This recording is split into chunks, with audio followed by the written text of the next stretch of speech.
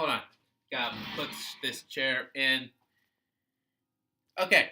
Dr. Cinema, movie face off.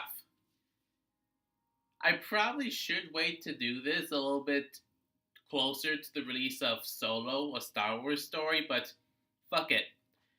Episode 7, The Force Awakens, versus Episode 8, The Last Jedi. Now, The Last Jedi had a, let's say, mixed reception. I mean, I'm not all that surprised that on Rotten Tomatoes, The Force Awakens has 93% of a critic score against The Last Jedi's 91%. That, I guess, is understandable. I can see that. But the audience score is so drastically different. Force Awakens has an 88% audience score against The Last Jedi's 47%. Yeah, 47%. What the? Well, I figured it's high time to do movie face-off with these two. So, 5 rounds. Let's do this. Round 1. Story. So the story of The Force Awakens is that a scavenger on a desert planet comes across a droid with secret information, as well as a stormtrooper that has deserted the First Order. They meet up with an old mentor, Han Solo, and they meet up with the Resistance, and then they go fight up against the First Order on a big spherical death machine with a space battle going on, as well as a one-on-one duel between the protagonist and the antagonist. Sounds familiar. Story of The Last Jedi.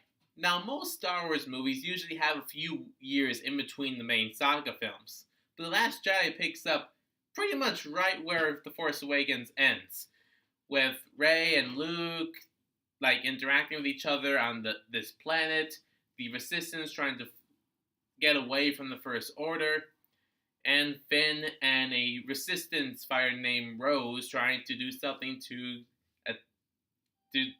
defeat the First Order and get away.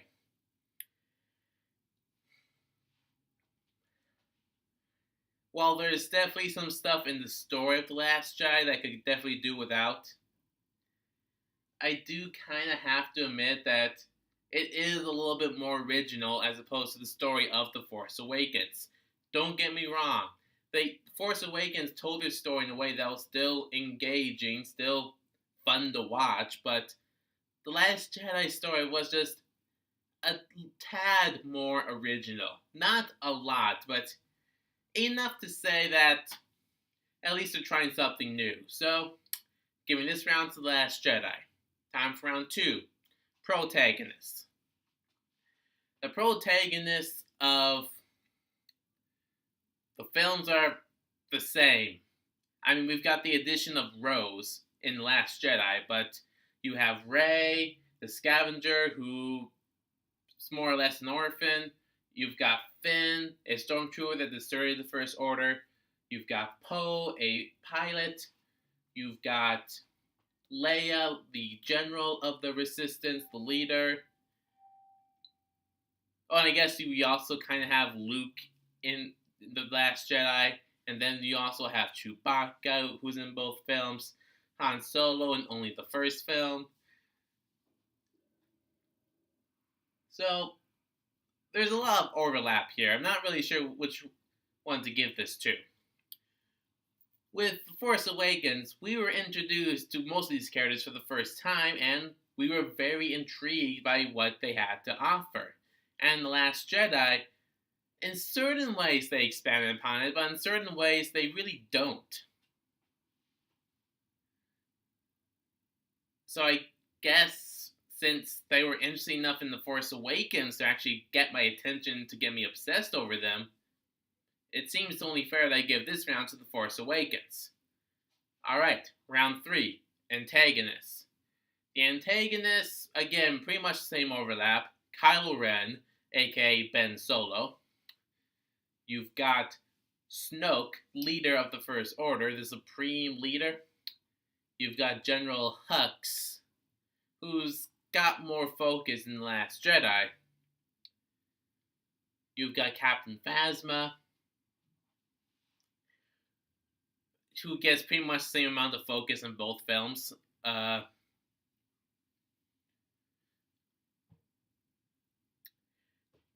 that's it. That's pretty much all the villains, all the antagonists. So again,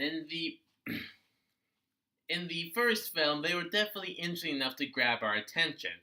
Well, I guess not so much for Captain Phasma. She got pretty much the same amount of attention in both films. Wasn't really that intriguing. And General Hux didn't get more focus into The Last Jedi. But Snoke and Kylo Ren had a very interesting connection that wanted you to learn where this is going. In The Last Jedi, it's kinda, sorta explored a little bit.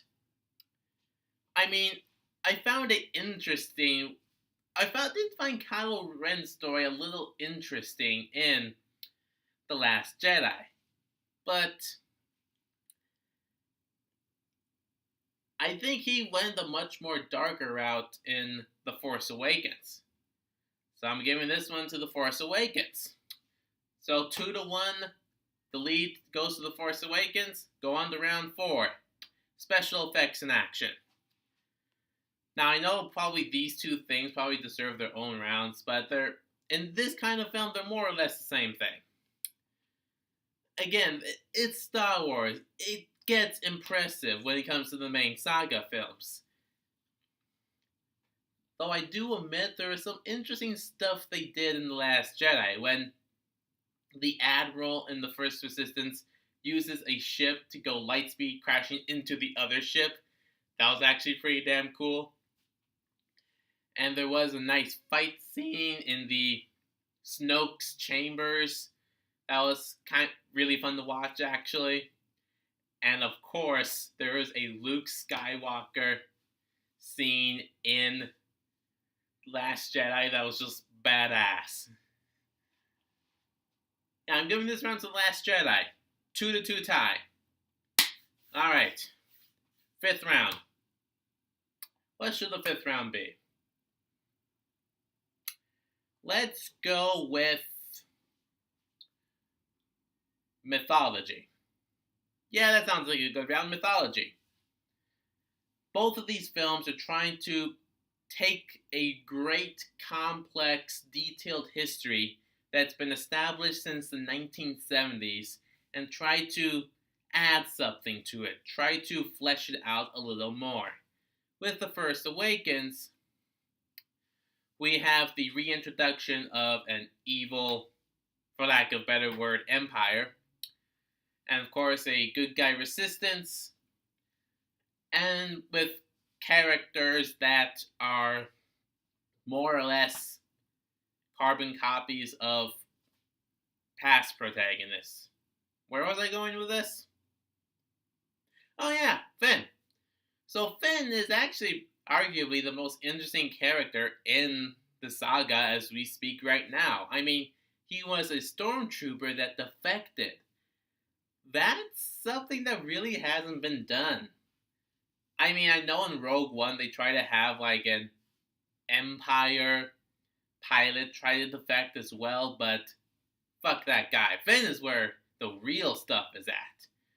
And it's interesting to see that happen with a stormtrooper, because we usually just associate them with faceless minions. And for the most part, that's still true.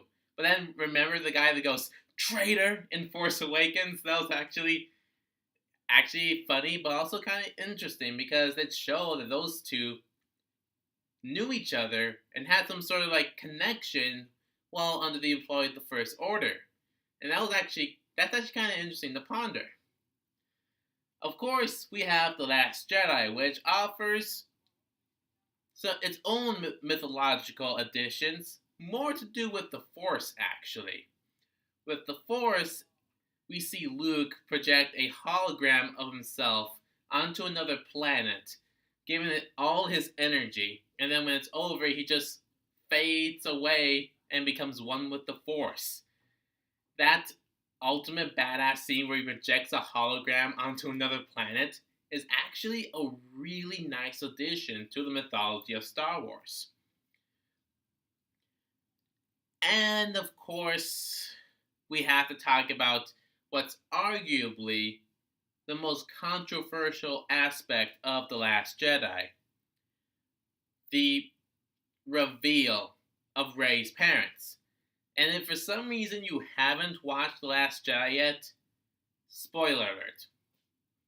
It's revealed in The Last Jedi that Rey's parents were drunk nobodies. They sold her off to pay off some debt, and apparently they end up on some ditch on another planet, just dead.